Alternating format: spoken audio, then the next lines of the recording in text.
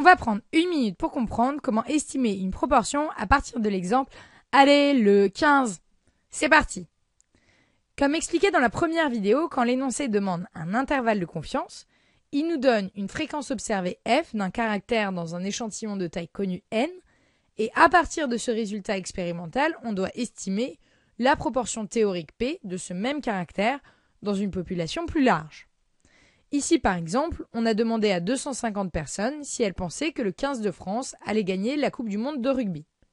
175 personnes ont répondu oui, c'est-à-dire que la fréquence de personnes qui pensent que le 15 va gagner est de 175 sur 250, ou encore 0,7.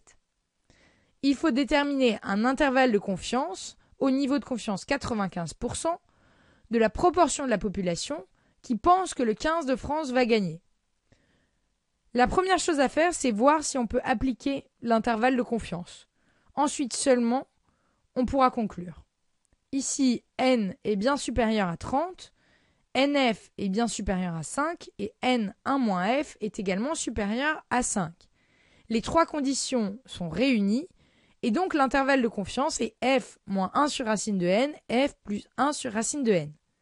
Après avoir remplacé n et f par leurs valeurs, on trouve 0,64, 0,76. On peut donc affirmer que la proportion de personnes qui pensent que le 15 de France va gagner se trouve dans l'intervalle 64%, 76%. Quand on vous demande de déterminer un intervalle de confiance d'une proportion, commencez toujours par trouver vos variables, la taille de l'échantillon, le seuil de confiance, la fréquence observée. Ensuite, comme pour les intervalles de fluctuation, on vérifie que les trois conditions d'utilisation sont réunies et il ne reste plus qu'à conclure. Si cette vidéo t'a aidé, rejoins-nous sur 1minutepourcomprendre.org ou notre page Facebook.